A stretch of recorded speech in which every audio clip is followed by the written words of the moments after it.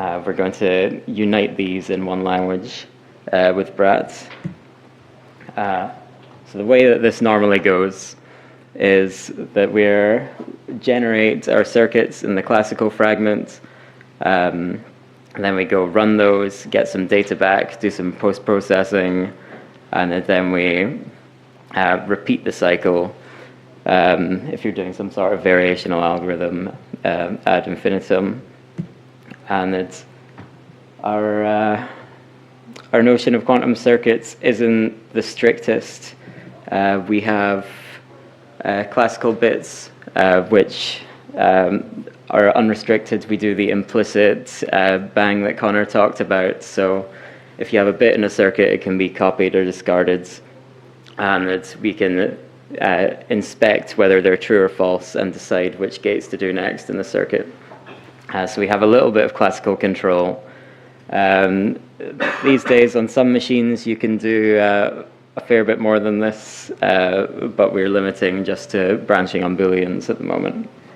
And this classical control is always device dependent, so your mileage may vary. I'm going to work through an example of an algorithm from the literature, magic state distillation, in which we prepare a whole bunch of n approximations of the magic state that we want, and we're going to try and make a better one. And we do this by applying or misapplying, not in exactly the way it's intended, some decoder from quantum error correction, which leaves us with a bit saying whether we got the state that we wanted, in which case the wire at the top is the state that we wanted, and we can plug that into the rest of our circuits. Otherwise, we're going to reset the target qubit and then start all over again. And this is interesting as an example of the recently demonstrated repeat until success style of programming, in which you try to do the thing that you want and you check whether you won. Otherwise, you can keep going until you get the answer you wanted. So BRAT syntax, concretely, a little introduction. This is what function types look like for kernels. We have row types, naturally. So this circ function has 2 inputs and 2 outputs, and the top thing is how it's intended to be used, called like a normal function. This is just syntactic sugar for saying that circ is a classical func which embeds this computation. So all of the types in this function type are from the kernel world, and then when we make a thunk, we can copy and discard that to our heart's content, because it's just a recipe for building a circuit, and it doesn't embed any quantum information. When we write the body of the circuit, you can see the same thing going on with the braces. The actual computation we're doing is next to the purple brace, and then we're embedding it into a classical thing. And this is very much like what Conor just showed. We're using the same comma and semicolon to put things next to each other. So you can read this top to bottom, just like a string diagram representation, which is also very similar to the standard circuit representation. So on this side of the comma, we have the H and T happening on one wire, and then on the other one, we're just doing the identity, and we have a bunch of built-in gates like HST and controlled X. So between the 2 worlds, you can have very similar looking programs that are differentiated with the choice of arrow in the function type. On the top, we have a kernel which is denoted by the lollipop, which is to say that all of the input and output types have to be kernel types, like qubits or bits. And then In the bottom, we have an arrow where we have a richer array of types for classical programming. And it's, the type checking goes a bit differently. We have linear typed qubits in the quantum fragment, so we'll complain about this program because it's discarding one of them, and we'll complain about this program because we're using one qubit twice. So with that, we can go on to build the first part of our example circuit, which is the decoder in the middle, which is just a bit of a gnarlier version of what we saw before. I've written the string diagram next to it to make things clear, but we're just composing the gates that we want in the right place to say which qubits they're acting on, and doing some swaps to make things resemble the circuit, the string diagram semantics.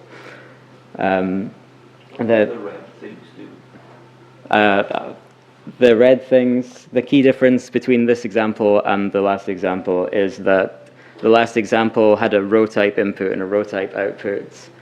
And here the row types are unary, but they contain vectors.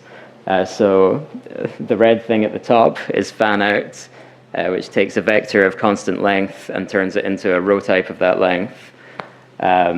So we're taking our vector of 5 and turning it into the 5 wires at the top of the string diagram over there. And then at the bottom we have fan in, which is the opposite. If we have a constant length, which we do because we've stated it in our type signature 5, then it will take the first 5 wires and pack them up into a vector. So taking the bottom of the diagram and packing it back up into our vec qubit 5.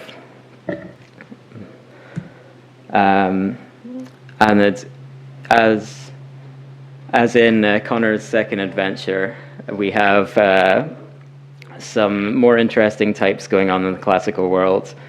I've written this identity function, this very simple identity function that's specialized to qubits on the top as a kernel. On the bottom, we can write the polymorphic identity function by taking an argument where star is the kind of classical types.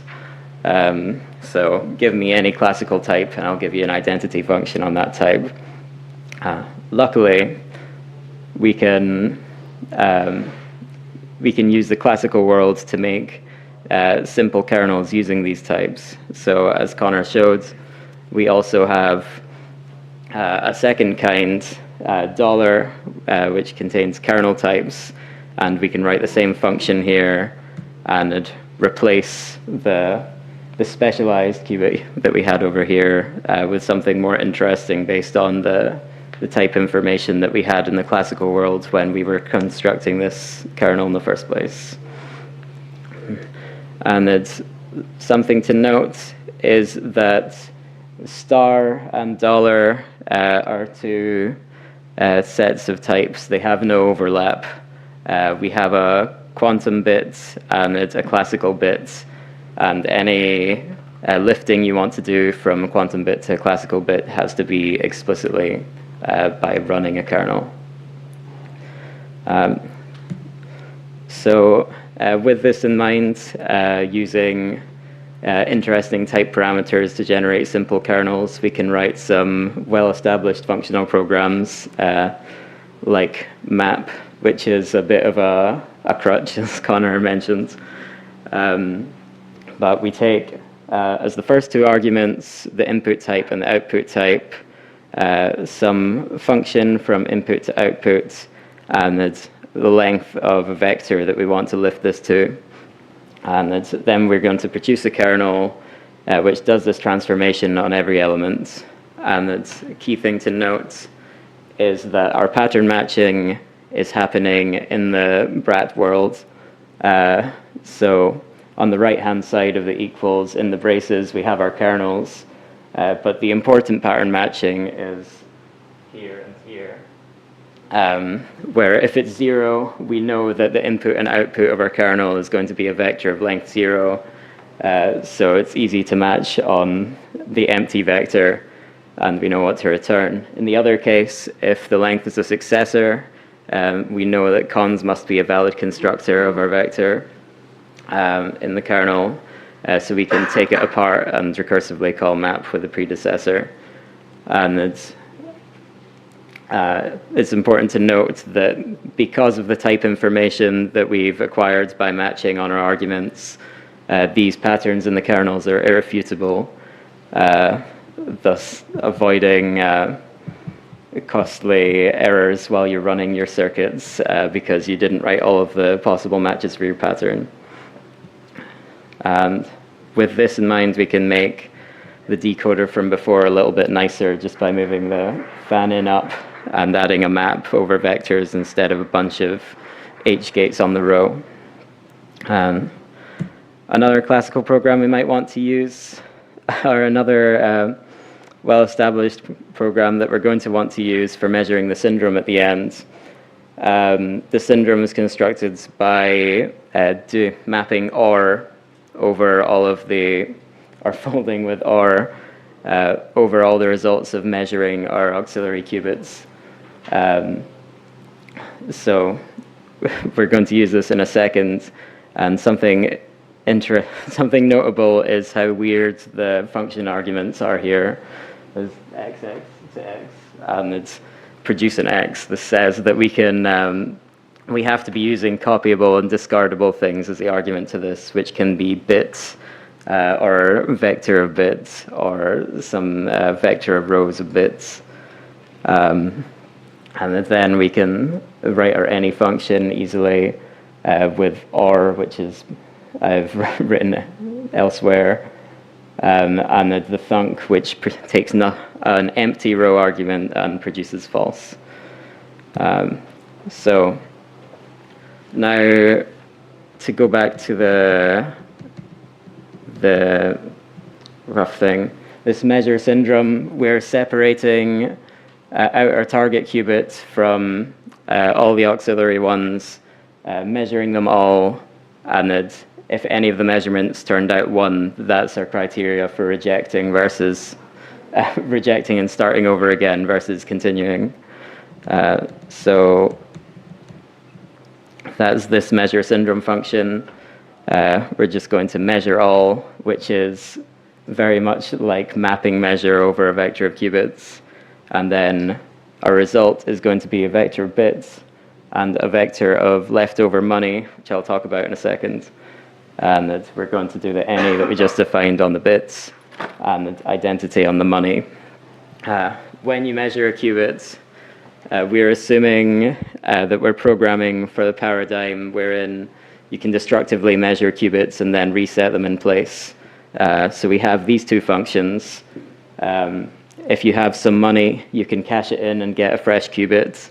And if you measure a qubit, then you get the money back to instantiate a qubit in its place, and you get the result of the measurement.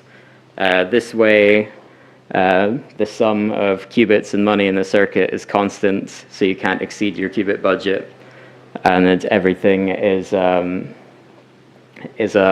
value, which is very pure and functional, in contrast with some other approaches like not caring or having some monad which tracks all of the freshes and measures, or inferring some type parameter. This also lets us do things like pack money into structure and then map over it if we want to. Okay, and now with that in mind, the first part of our circuit is taking a bunch of money and it's creating a rough approximation of the state that we want. To do this, we use the fresh function that we just saw and then do a couple of rotations. And it's, as has been said, we're using our invisibility budget to splice things into place. In our white box here is the kernel we're building, and its magenta boxes are kernel functions. And we're producing these using the yellow boxes, which represent classical functions. So phi, for example, is a classical value created by running this arc cos.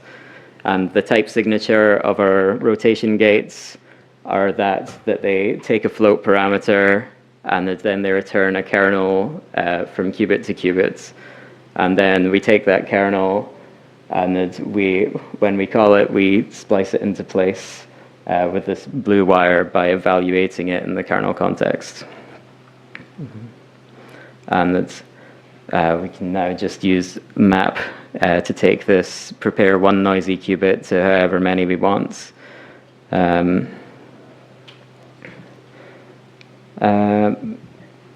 Yeah, the last step in our algorithm is looking at the bool and deciding what to do next. So we're taking some row in this function I've called redistill if bad. We have our target qubit, our syndrome, and it's a bunch of leftover money from measuring all the auxiliary qubits. And it's then in the false case, we just give back the qubit. Otherwise, we're calling distill again and starting over. Distill is the outer function that does this whole thing. I've showed that we can generalize prepare noisy to n qubits and measure syndrome to n qubits, where n is a type level natural number parameter. The choice of decoder is more forced, though. We can't generalize this. We have to take some off-the-shelf error-correcting codes. In this case, we've selected a 5-qubit one. So that part of the algorithm isn't generic. But we can put it all together now. We start off with a vector of money of the right size, and we're returning the target qubit and the leftover money. So we're going to prepare a bunch of noisy states, run the decoder. Uncons is just popping the head off of this thing because we know the length is 5, which is a successor. Measuring the syndrome and the auxiliary qubits, and then potentially starting over if bad. And the way that these types are written, everything just plugs into each other. So we're writing all of these as compositions where the result of prepare noisy feeds into decoder, feeds into uncons, and so on. All right. So that's our example.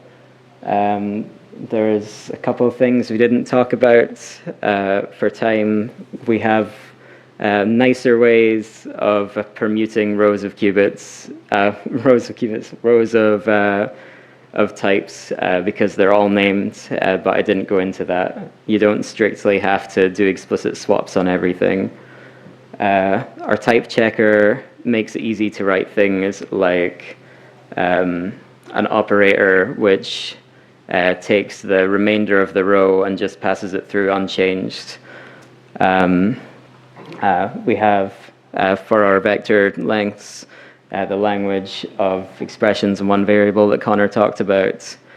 And another way to get your money back for strong typing discipline is with some interactive programming. So we have typed holes and a little bit of trying to guess what could go in the hole. And this is embedded in an LSP mode, which is quite early days. And it's what we're planning to do next. Conor's alluded to a lot of it. Vectorization, so that we don't have to do our map on one thing to one thing. We can instead take arbitrary row functions and lift them to vectors. And we'd like to apply thinnings to make even nicer ways of addressing qubits within a row than pooling them by name. Type inference could let us drop a lot of these type parameters, which could be easily inferred when we're calling map, for example, and given the types. And the biggest thing is code generation. BRAT at the moment is mainly a type checker. We create some internal graph representation of the program, but we're not yet able to run it in anger. And it's, at the point that we can, then we're going to release it so that other people can play with it. But for now, it's just being developed in private. So that's about the shape of it.